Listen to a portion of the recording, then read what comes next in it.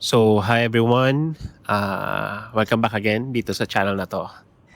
And we're talking about setbacks. And by the way, before we go to that topic, uh, salamat po lahat sa mga nag-subscribe at nakikinig sa mga stories ko and experience ko. It was really, ibang nakaka-relieve talaga. And I'm very happy that many people on this channel na nakaka-relate sa situation ko. And I'm really happy to na nakakatulong din ako sa inyo. So, yeah. Let's get back doon sa setbacks. And ang hirap kasi, especially in my situation, imagine mo naman kasi, nakuha mo na yung natanggal ka ng work, and then many months later, ilang months ka na nag-a-apply, may sumagot na sa applications mo. And then, natanggap ka na, may kontrata ka na, and then all of a sudden, magbaback out dahil nagkakaproblema doon sa pass. So, ang nangyayari, hindi nila naman nila ina-applyan. I mean, hindi nila in-applyan na naman ng ESPA, so hindi mo na naman nakuha yung trabaho. So, another setback sa akin yun. Imagine mo, pataas ka na, then pababa ulit. So, ano yung mga ginagawa ko para hindi ko siya dibdibin ba, kumbaga, sa mga ganung situation, o wala akong sisisihin. Nagkakaroon ako ng para maalis ko yung pagkaroon ng negative thoughts. So, number one is, in-accept ko na lang. Kasi, if you don't accept,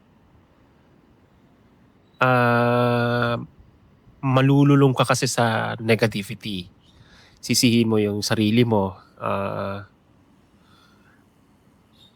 Sisihin mo yung sarili mo, masasaktan mo yung sarili mo. Hindi mo lang sisisihin yung sarili mo, sisisihin mo rin yung ibang tao eh. Especially above, di ba? So, I need to control yourself. For me, I need to control myself. Na sinasabi ko na lang sa sarili ko na it's part of the life, na kailangan kong, hindi naman kasi lahat masaya. And you really need to feel this kind of reality habang nabubuhay ka. And ano pa, niisip ko rin kung ano yung makokontrol ko. For example, so after nung instances na yon, in one day, nag-iisip talaga ako ano yung gagawin ko. So, number one thing nasa utak ko nung nangyari yon is apply. Apply pa rin. Apply pa rin ako ng apply. After nun, tinatawagan ko yung mga kaibigan kong nakakatulong sa akin. Yun yung control ko eh. And thinking what I went wrong, kung ano yung kailangan kong ma-improve para doon sa application ko. And if ever man magkaroon ulit ako ng tawag and ganun ulit yung magiging situation, ang nagpa-process sa akin is after siguro ng interview, for example, and then I know that I got the job, maybe kakausapin ko na yung interviewer and the HR kung pwede applyan na lang nila ako ng working pass, kasi sasabihin ko na lang yung experience ko na there's instances sa akin na nakuha na ako sa work and then bigla na lang nag-back out kasi nga sa working pass because of the policy dito sa Singapore. Yun siguro yung mga small steps ko na gagawin. Next, siguro tanggalin ko rin yung pagiging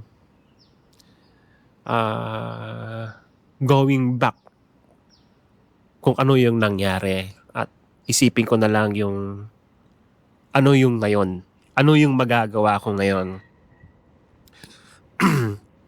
Kung ano yung mga useful na gagawin ko. Mga ganon. For example, kailangan maglaba. Maglaba ako.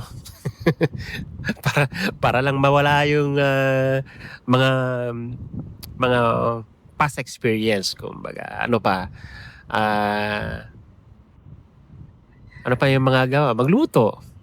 Lumabas. Meet your friends. Ganon. And then, talk what happened. So, kung ano yung kailangan mong gawin mo na. Para lang ma-release mo yung mga hinanakit mo. And then, sometimes, may hobby ako. So, ginagawa ko, tinatawagan ko yung mga kaibigan kong magaling maglaro. So, on that day, pupunta ako sa bahay nila. We talk each other, kasama ng family nila. And then, talking with them. Ibigyan ako ng kape. Minsan, sinasabi na lang sa akin, Toby, dito ka na lang kumain para, you will never felt alone. Kumbaga. And then, syempre, talking to your parents. Yun yung mga the best way. And then,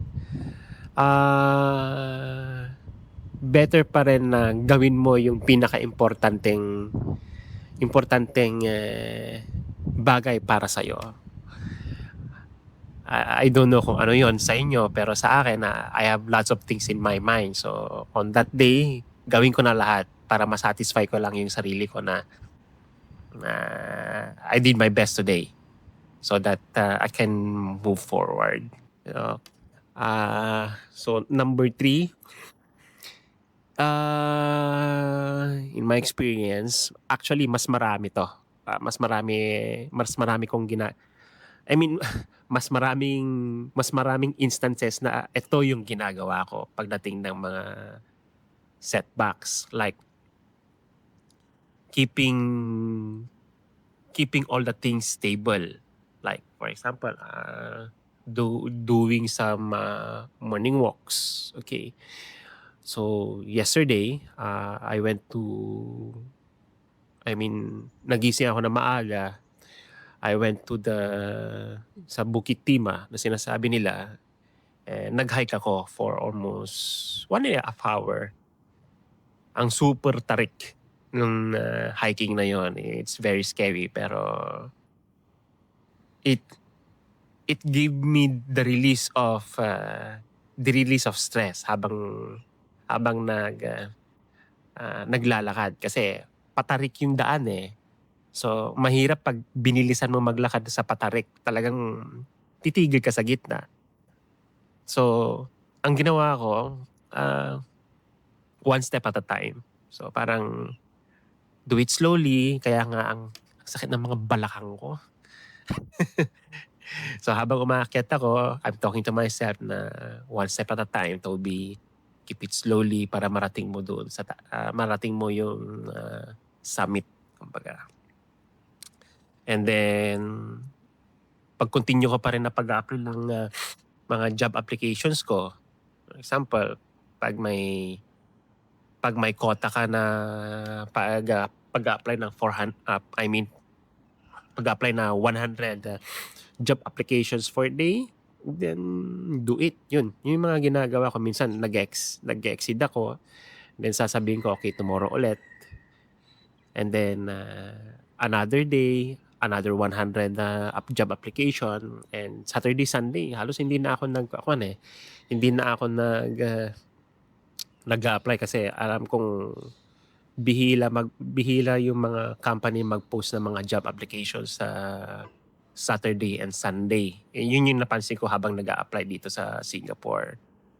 And then next is doing content creation. Siyempre, sabi ko nga, I have no plans to create this kind of content creation. Kasi nga, hindi ako magaling mag-express ng sarili ko. This is my first time to do it. Kaya yon, since natanggal ako sa trabaho, maybe sinabi ko sa sarili ko na, okay, I'll try to make a content creation. Maybe I can share this experience of mine kung ano yung magiging impact sa kanila. Kumbaga, so that they will see to themselves na they are not alone. Para, and I never knew that ang daming comments na nakaka-relate talaga, which is I'm very happy. And gusto kong ipakita sa inyo kung ano yung nasa harap ko ngayon kasi it's very nice. Wait, pakita ko. Okay, hope you can see my my front view. Dito yan sa Singapore. So, I think mag-isa ko lang ngayon. Kumbaga. So yeah, yun lang muna ma-share ko, and I hope you like this video. And sana naka-learn kayo ng lesson sa akin. And again, thank you again sa pag-subscribe niyo sa akin and continuing support my content creation. And I'm very happy what I did to be a content creator for my experience. And I will share a lot of you para ma-inspire kayo. And yeah, thank you everyone and take care. Bye-bye.